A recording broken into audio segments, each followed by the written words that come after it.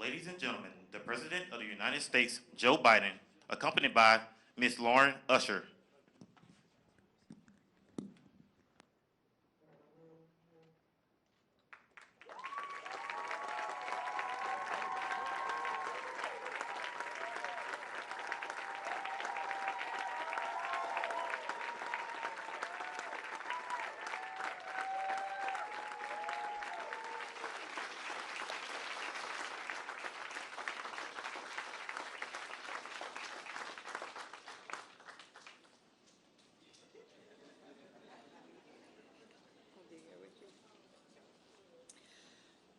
When I enrolled as an undergraduate at the University of Pennsylvania, my grandmother gave me a manuscript written by her great-grandfather, J.B. Stratford.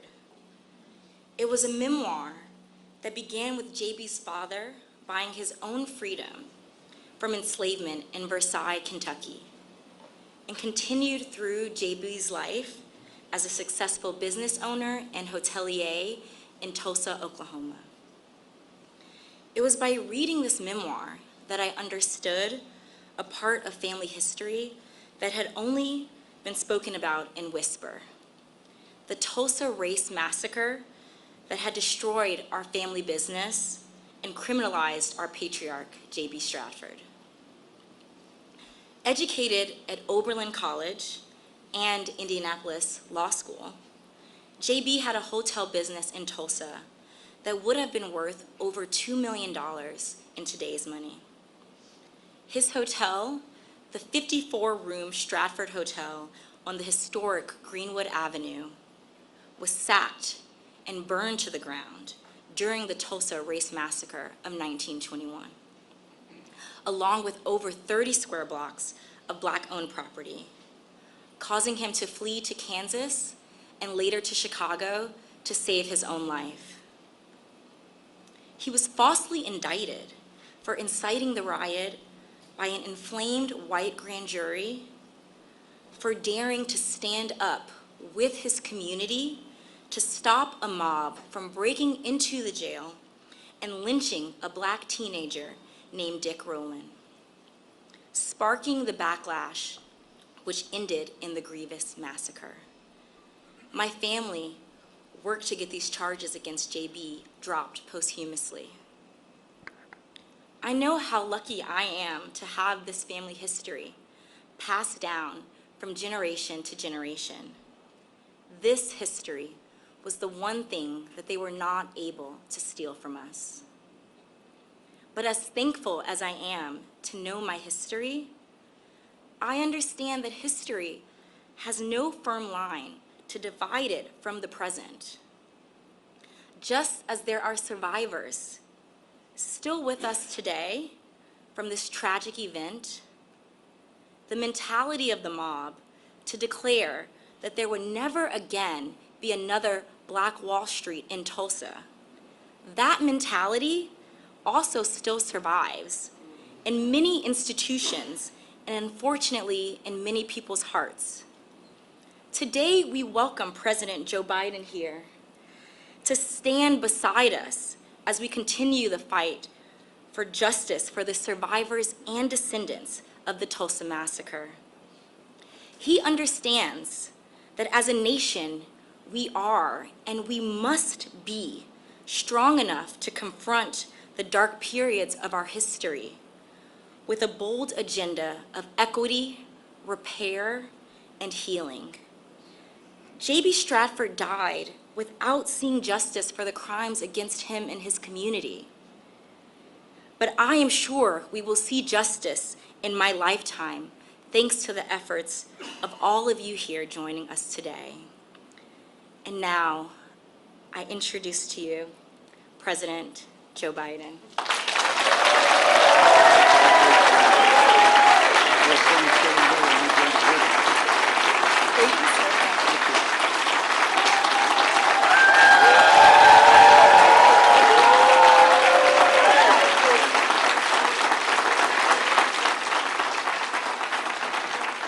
Thank you. Please, if you have a seat, sit down. And I got to make one check here.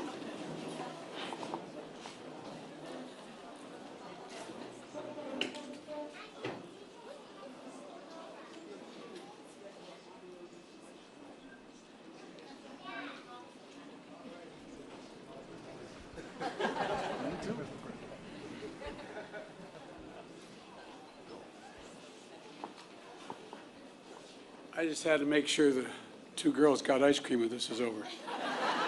Imagine how excited you'd be when you're 4, 5, almost 5 years old, coming to hear a president speak.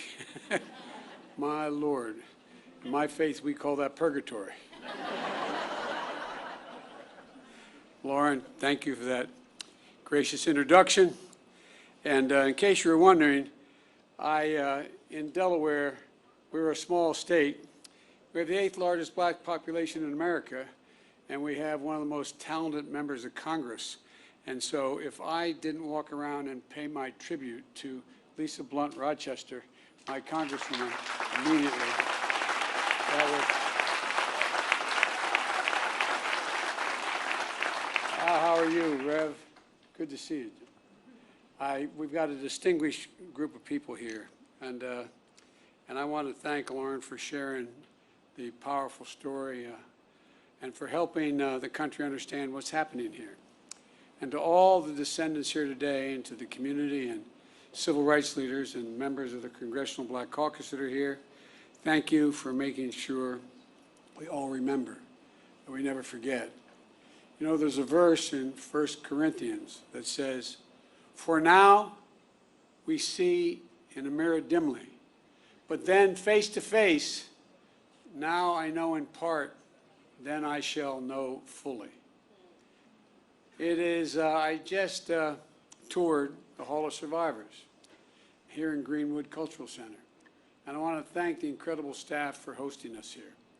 And I mean that sincerely, thank you. And if I didn't say what my father would insist on, please excuse my back. I apologize. But in the tour I met Mother Randall, who's only 56 years old. God love her. And Mother Fletcher, who's 67 years old.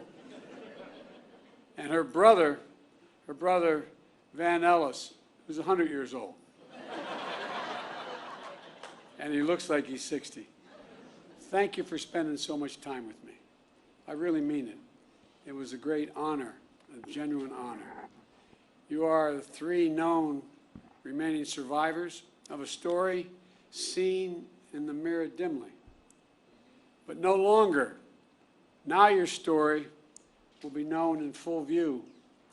The events we speak of today took place 100 years ago, and yet I'm the first president in 100 years ever to come to Tulsa. And I say that not as a compliment about me, but to think about it. 100 years and the first president to be here during that entire time. And in this place, in this ground, to acknowledge the truth of what took place here. For much too long, the history of what took place here was told in silence, cloaked in darkness. But just because history is silent, it doesn't mean that it did not take place. And while darkness can hide much, it erases nothing. It erases nothing. Some injustices are so heinous, so horrific, so grievous, they can't be buried, no matter how hard people try. And so it is here. Only with truth can come healing and justice and repair. Only with truth. Facing it. But that isn't enough. First, we have to see, hear, and give respect to Mother Randall, Mother Fletcher, and Mr. Van Ellis.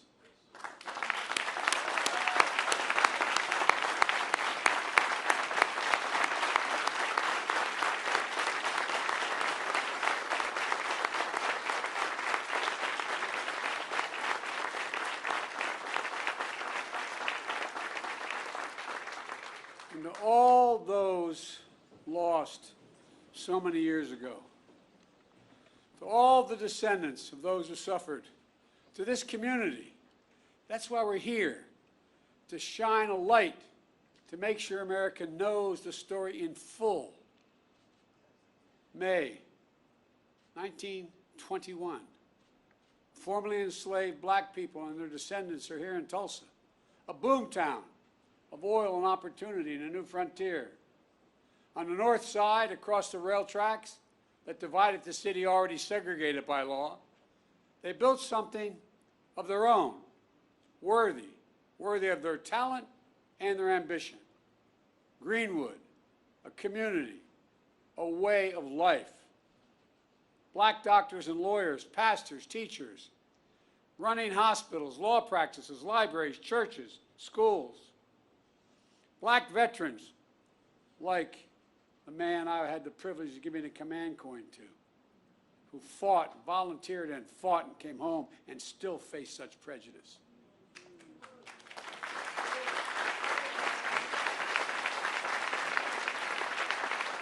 Veterans have been back a few years helping after winning the First World War, building a new life back home with pride and confidence. For a mom, and there were at the time, mom and pop black diners, grocery stores, barbershops, tailors, the things that make up a community. At the Dreamland Theater, a young black couple holding hands, falling in love. Friends gathered at music clubs and pool halls, at the Monroe family roller skating rink. Visitors staying in hotels like the Stratford. All around, black pride shared by the professional class and the working class, who lived together side by side for blocks on end. Mother Randall was just 6 years old. 6 years old, living with her grandma. She said she was lucky to have a home and toys and fortunate to live without fear. Mother Fletcher was 7 years old, the second of 7 children, the youngest being Mr. Van Ellis, was just a few months old. The children, former sharecroppers, when they went to bed at night in Greenwood, Mother Fletcher says they fell asleep rich in terms of the wealth, not real wealth, but a different wealth, a wealth in culture and community and heritage. But one night changed everything. Everything changed. While Greenwood was a community to itself, it was not separated from the outside. It wasn't everyone, but there was enough hate, resentment, and vengeance in the community. Enough people who believed that America does not belong to everyone and not everyone is created equal.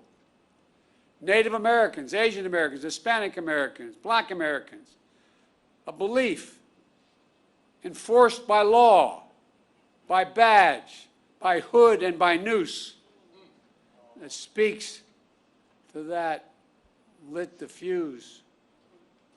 It lit it by the spark that it provided.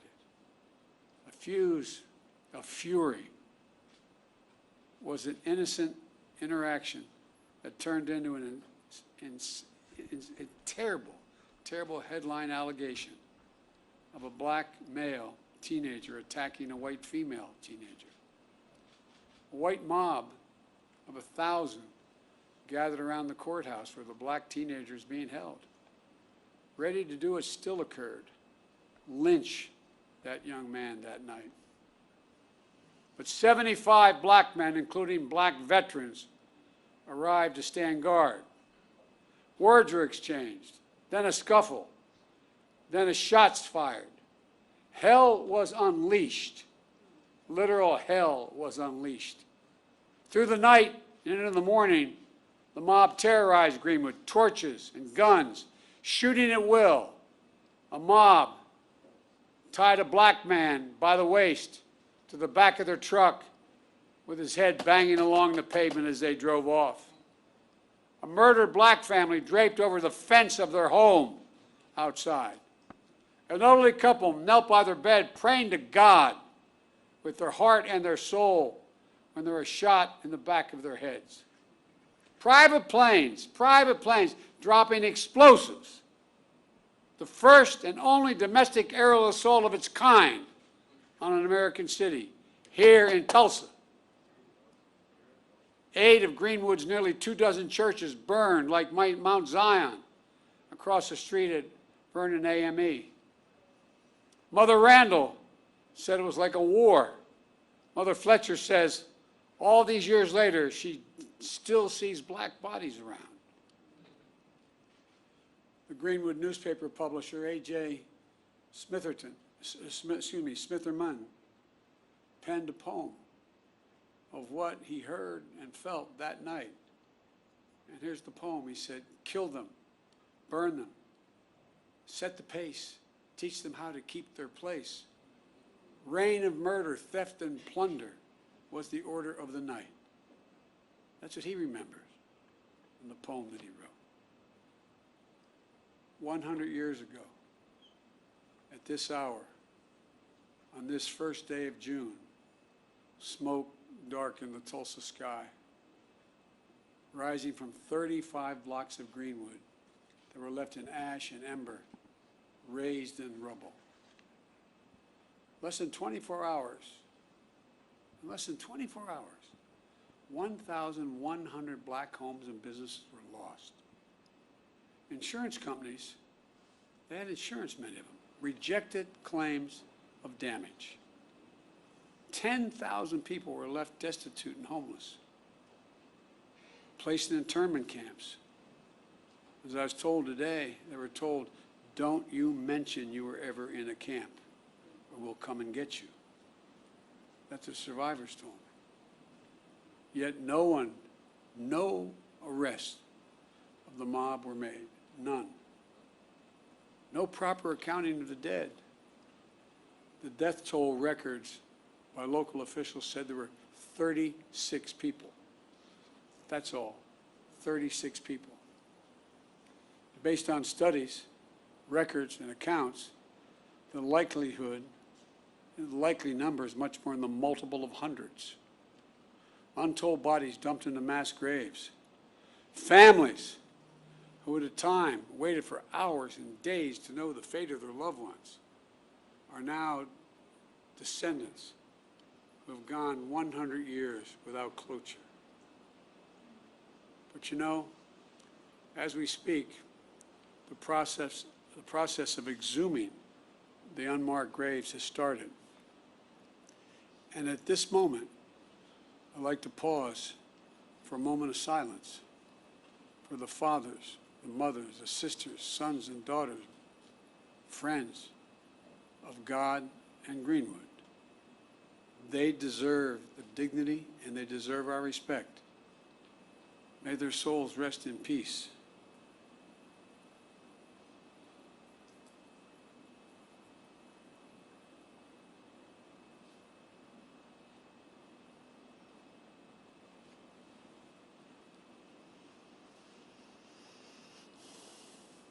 My fellow Americans, this was not a riot. This was a massacre.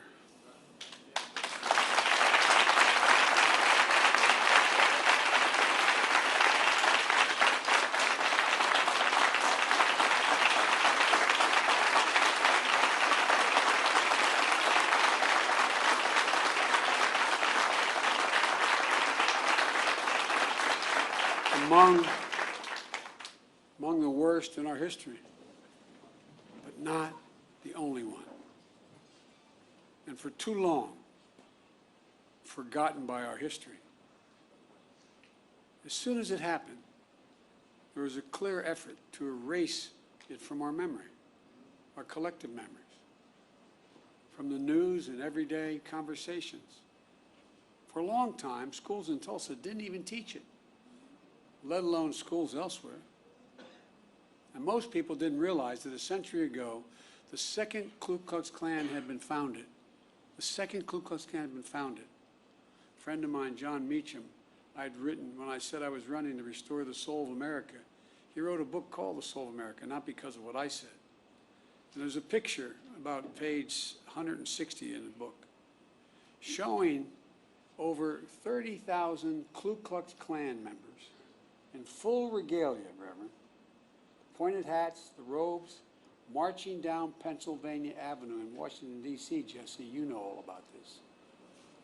Washington, D.C.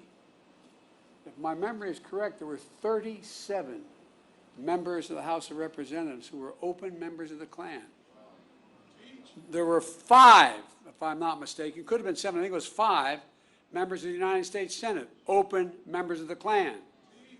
Multiple governors were open members of the Klan.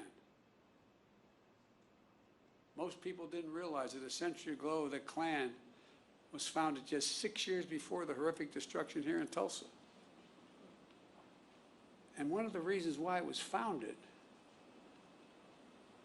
was because of guys like me who are Catholic. It wasn't about African Americans then. It was about making sure that all those Polish and Irish and Italian and Eastern European Catholics who came to the United States after World War I would not pollute Christianity. The flames from those burning crosses torched every region of the country. Millions of white Americans belonged to the Klan, and they weren't even embarrassed by it. They were proud of it. And that hate became embedded systematically and systemically in our laws and our culture. We do ourselves no favors by pretending none of this ever happened, or it doesn't impact us today, because it does still impact us today. We can't just choose to learn what we want to know and not what we should know.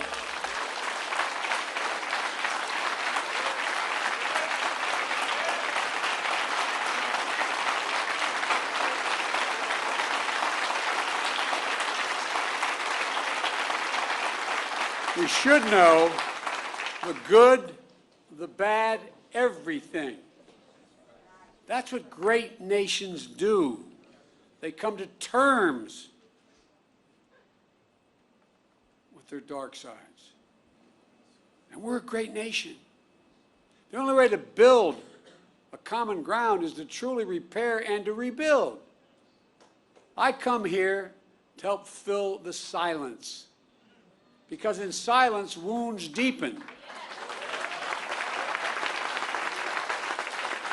And only, as painful as it is, only in remembrance do wounds heal. We just have to choose to remember. We memorialize what happened here in Tulsa, so it can't be erased. We know here, in this hallowed place, we simply can't bury pain and trauma forever. And at some point, there'll be a reckoning, an inflection point, like we're facing right now as a nation. What many people hadn't seen before, or simply refused to see, cannot be ignored any longer. You see it in so many places. And there's greater recognition that for too long, we've allowed a narrowed, cramped view of the promise of this nation to fester. The view that America is a zero-sum game, where there's only one winner. If you succeed, I fail. If you get ahead, I fall behind. If you get a job, I lose mine. And maybe worst of all, if I hold you down, I lift myself up. Instead of, if you do well, we all do well. We see that in Greenwood. This story isn't about the loss of life, but a loss of living, of wealth and prosperity and possibilities that still reverberates today. Mother Fletcher talks about how she was the only able to attend school in the 4th grade and eventually found work in the shipyards as a domestic worker. Mr. Van Ellis has shared how even after enlisting and serving in World War II, he still came home to struggle with a segregated America. Imagine all those hotels and dinners and mom and pop shops that could have been passed down this past 100 years. Imagine what could have been done for black families in Greenwood. Financial security and generational wealth. If you come from backlines like my family, working class, middle class family, the only way we ever able to generate any wealth. It was inequity in our homes. Imagine what they contributed then and what they could have contributed all these years. Imagine a thriving Greenwood in North Tulsa for the last 100 years, what that would have meant for all of Tulsa, including the white community. While the people of Greenwood rebuilt again in the years after the massacre, it didn't last.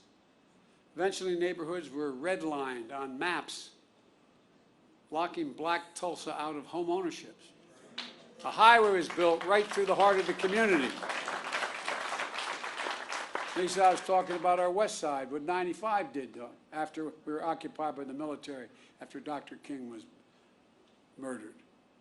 The community, cutting off black families and businesses from jobs and opportunity. Chronic underinvestment from state and federal governments denied Greenwood even just a chance of rebuilding. We must find the courage to change the things we know we can change. That's what Vice President Harris and I are focused on, along with our entire administration, including our Housing and Urban Development Secretary, Marcia Fudge, who's here today.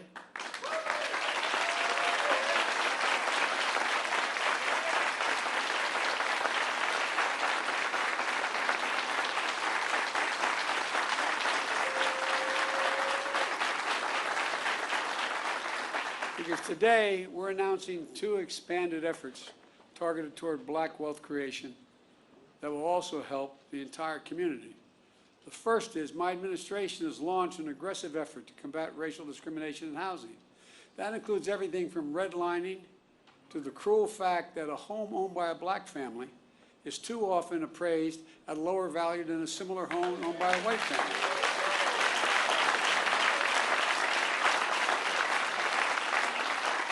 And I might add, and I need help if you have answered this one, I can't figure this one out, Congressman Horsford, but if you live in a black community and there's another one on the other side of the highway, it's a white community, it's built by the same builder, and you have a better driving record than the guy with the same car in the white community, you're paying more for your auto insurance. Shockingly, the percentage of black American home ownership is lower today in America than when the Fair Housing Act was passed more than 50 years ago. Lower today. That's wrong. And we're committed to changing that. Just imagine if instead of denying millions of Americans the ability to own their own home and build generational wealth, we made it possible for them to buy a home and build equity into that home and provide for their families. Second, small businesses are the engines of our economy and the glue of our communities. As president, my administration oversees hundreds of billions of dollars in federal contracts for everything from refurbishing decks of aircraft carriers to installing railings in federal buildings to professional services. We have a thing called, I won't go into it all, but there's not enough time now, but I'm determined to use every taxpayer's dollar that is assigned to me to spend going to American companies and American workers that build American products. And as part of that, I'm going to increase the share of the dollars the federal government spends to small disadvantaged businesses, including black and brown small businesses. Right now it calls for 10%. I'm going to move that to 15% of every dollar spent will be spent below. I have the authority to do that. Just imagine if instead of denying millions of entrepreneurs the ability to access capital and contracting, we made it possible to take their dreams to the marketplace to create jobs and invest in our communities. The data shows young black entrepreneurs are just as capable of succeeding given the chance as white entrepreneurs are. But they don't have lawyers, they don't have accountants, but they have great ideas. Does anyone doubt this whole nation would be better off from the investments those people make? And I promise you, that's why I set up this National Small Business Administration that's much broader, because they're going to get those loans. Instead of consigning millions of American children to under-resourced schools, let's get each and every child 3 and 4 years old access to school, not daycare, school.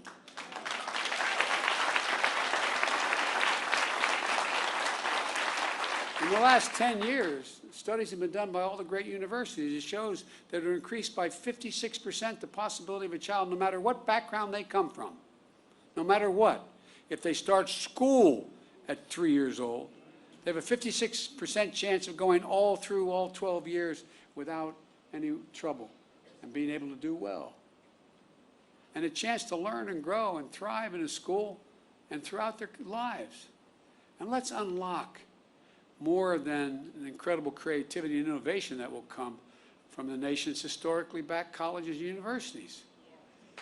You know, I have a $5 billion a year program giving them the resources to invest in research centers and laboratories in high-demand fields to compete for good-paying jobs in industries of the future like cybersecurity. The reason why they don't, their students are equally able to learn as well and get the good-paying jobs that start at $90,000 and $100,000, but they don't have the money to provide and build those laboratories. So guess what? They're going to get the money to build those laboratories. So instead of just talking about infrastructure, let's get about the business of actually rebuilding roads and highways, filling the sidewalks and cracks, installing street lights and high-speed internet, creating space to live and work and play safely. Let's ensure access to health care, clean water, clean air, nearby grocery stores, stocked with fresh vegetables and food that in fact deal with. I mean, these are all things we can do. Does anyone doubt this whole nation will be better off with these investments? The rich will be just as well off, the middle class will do better, and everybody will do better. It's about good paying jobs, financial stability, and being able to build some generational wealth. It's about economic growth for our country and outcompeting the rest of the world, which is now outcompeting us. But just as fundamental as any of these investments I've discussed is maybe the most fundamental: the right to vote. The right to vote.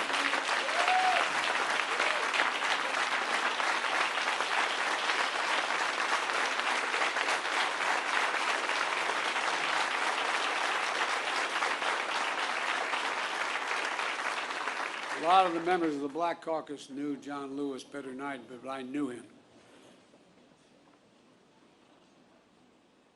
On his deathbed, like many, I called John to speak to him.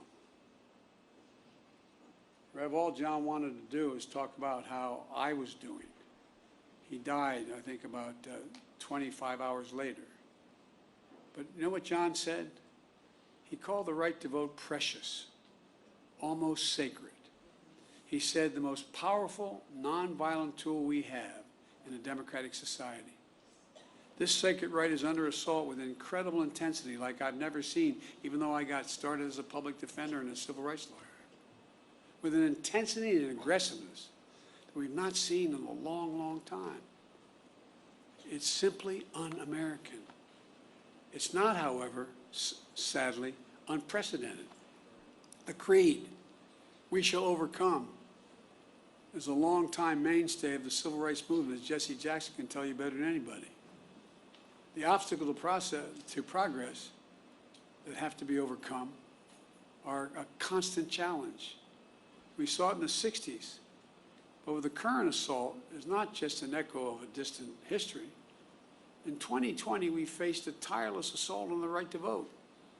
Restrictive laws, lawsuits, threats of intimidation, voter purges, and more. We resolved to overcome it all, and we did. More Americans voted in the last election than in the midst of a pandemic, than any election in American history.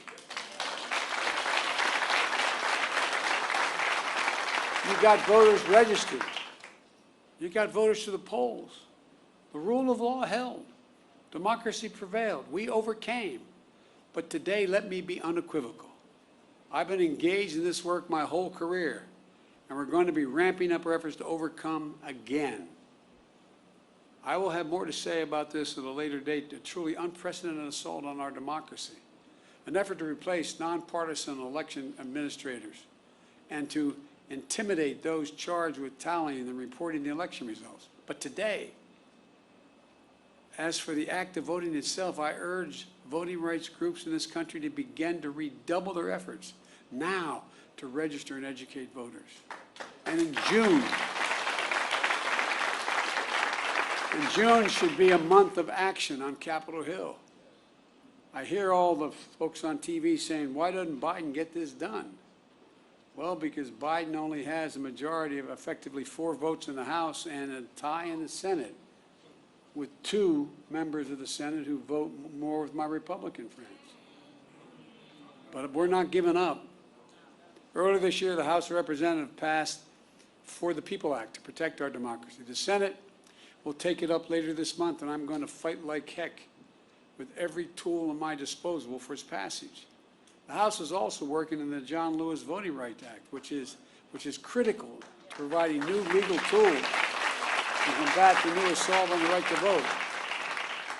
To signify the importance of our efforts, today I'm asking Vice President Harris to help these efforts and lead them among her many other responsibilities. With her leadership and your support, we're going to overcome again, I promise you, but it's going to take a hell of a lot of work.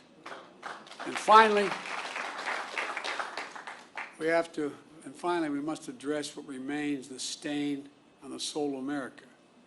What happened in Greenwood was an act of hate and domestic terrorism with the through line that exists today still. Just close your eyes. And remember what you saw in Charlottesville 4 years ago on television. Neo-Nazis, white supremacists, the KKK, coming out of those fields at night, Virginia, with lighted torches, the veins bulging on their, as they were screaming. Remember, just close your eyes and picture what it was. Well, Mother Fletcher said when she saw the insurrection at the Capitol on January the 9th, it broke her heart. A mob of violent white extremists, thugs, reminded her of what happened here in Greenwood 100 years ago. Look around at the various hate crimes against Asian Americans and Jewish Americans. Hate that never goes away. Hate only hides. Jesse, I think I mentioned this to you. I thought after you guys pushed through with Dr. King, the Voting Rights Act and the Civil Rights Act, I thought we were moved. What I didn't realize, I thought we had made enormous progress, and I was so proud to be a little part of it. But you know what, Rev? I didn't realize hate's never defeated. It only hides. It hides.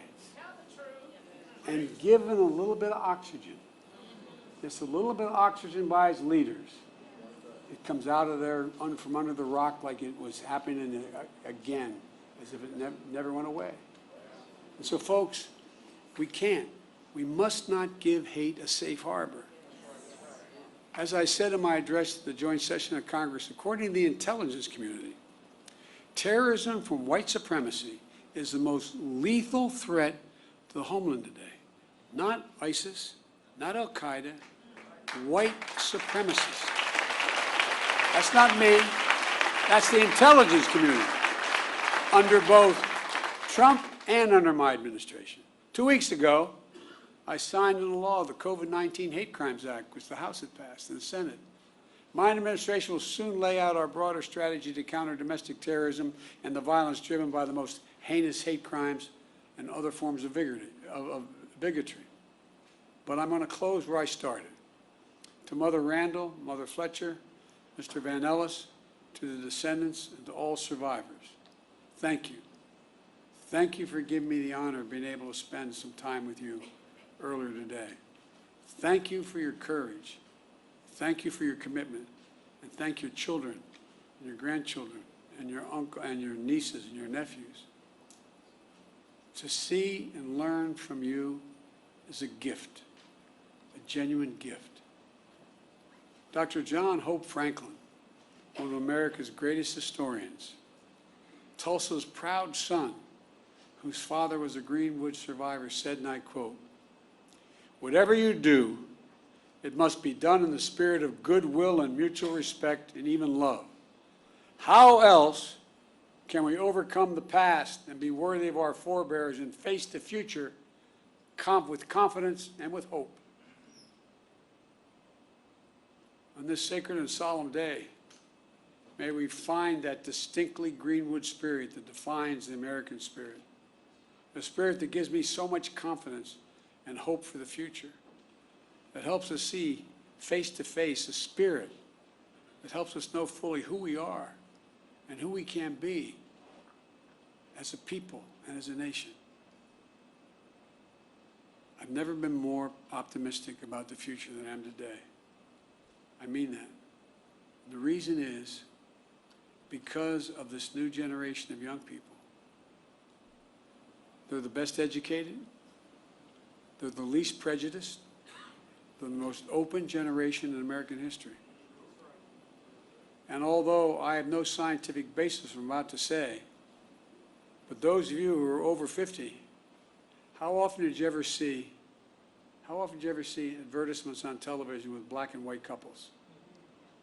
Not a joke. I challenge you, find today, when you turn on the stations, sit on one station for 2 hours, and I don't know how many commercials you'll see, lay 8 to 5. 2 to 3 out of 5 have mixed race couples in them. That's not by accident. They're selling soap, man. Not a joke. Remember old Pat Caddell used to say, you want to know what's happening in American culture? Watch advertising. Because they want to sell what they have. We have hope. And folks like you, honey, I really mean it. We have hope. But we've got to give them support. We have got to give them the backbone to do what we know has to be done. Because I doubt whether any of you would be here if you didn't care deeply about this. You're sure the devil didn't come to hear me speak. But I really mean it. I really mean it. Let's not give up, man. Let's not give up. As the old saying goes, hope springs eternal. I know we've talked a lot about famous people, but my colleagues in the Senate used to always kid me because I was always quoting Irish poets. They think I did it because I'm Irish. They think I did it because, as we Irish, we have a little chip on our shoulder, a little bit sometimes. That's not why I did it. I did it because they're the best poets in the world. You can smile, it's okay, it's true. There's a famous poet who wrote a poem called The Curate Troy, Seamus Heaney. And there's a stanza in it that I think is the definition of what I think should be our call today for young people. He said, history teaches us not to hope on this side of the grave, but then, once in a lifetime, that longed-for tidal wave of justice rises up, and hope and history rhyme. Let's make it rhyme. Thank you.